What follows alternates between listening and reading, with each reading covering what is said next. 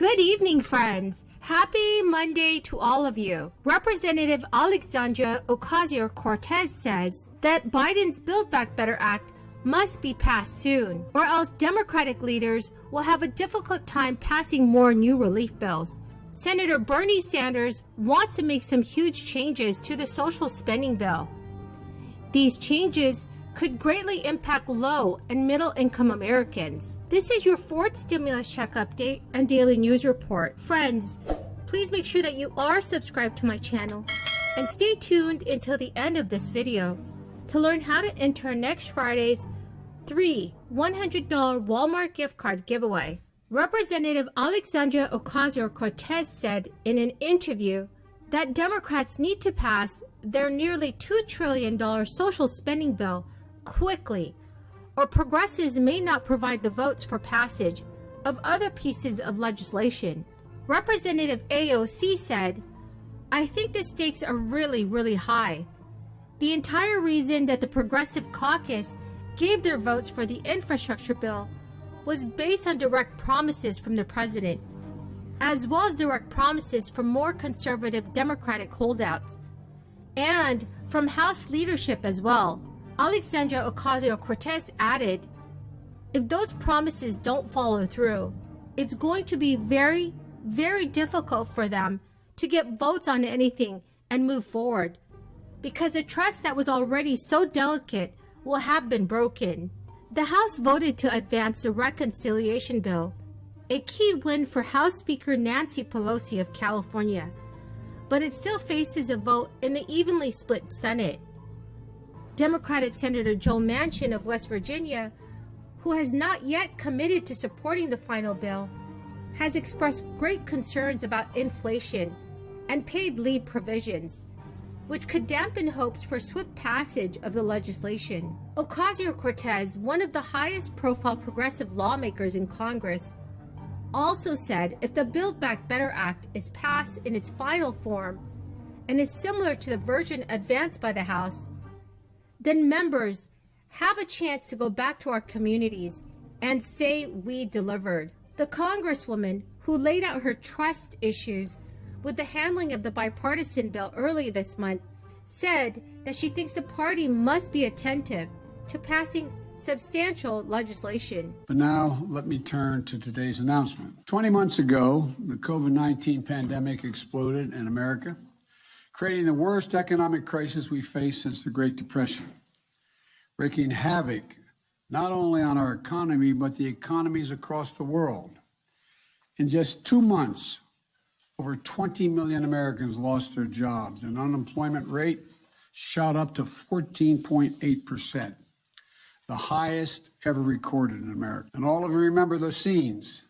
Major cities and small towns, main streets that looked like ghost towns, boarded up businesses, empty roads, empty highways, empty airports, and empty train stations. Offices were closed, schools were closed, and hospitals were taken to the breaking point. When you remember the depths of the crisis we faced, it's all the more amazing the progress that we've made since then. We've gone from an economy that was shut down to an economy that's leading the world in economic growth. We've gone from small businesses being shuttered to a record number of new small businesses starting up. And we've gone from a devastating job destruction to record new job creation. Don't get me wrong, we still have a long way to go to fully recover from all the pain and destruction caused by the pandemic. And we're still dealing with the difficult challenges and complications caused by COVID-19 that are driving up costs for American families. I know for a lot of Americans, things are still very hard. But if you look at all the facts, you can only come to one conclusion. We've made enormous progress in this country. First and foremost, our economy is creating jobs, lots of jobs. In fact, we've seen a record new job growth in America this year, 5.6 million jobs just since I was sworn in January the 20th. More jobs created at this point in the new presidency than ever before in American history. We have seen a dramatic drop in the unemployment rate from a high of 14.8% in April of 2020 to 4.6% today.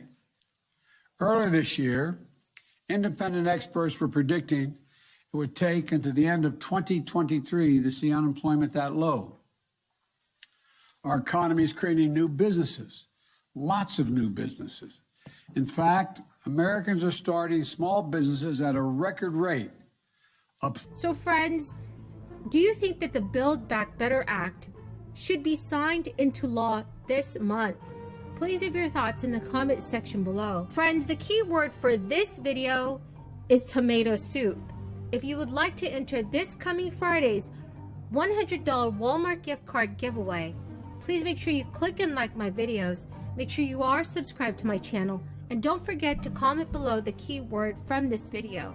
Senator Bernie Sanders, the chairman of the Senate Budget Committee, is already envisioning some changes in the social spending bill. So in a statement, Bernie Sanders said he hopes to see the bill strengthened in a number of ways in the Senate. Specifically, he's calling for the wealthiest Americans and large corporations to pay their fair share of taxes.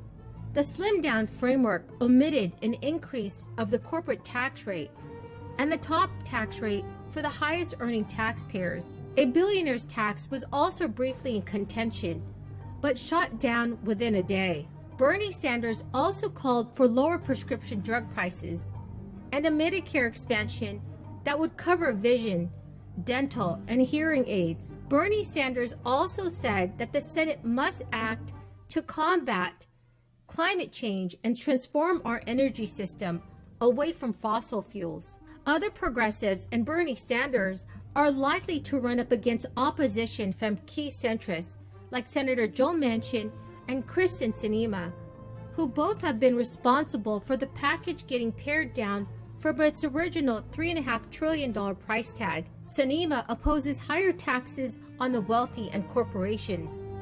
Joe Manchin has pushed back on provisions like paid leave and the overall size of the package. Manchin has frequently expressed great concerns with the cost of the bill and how it will impact the U.S. budget.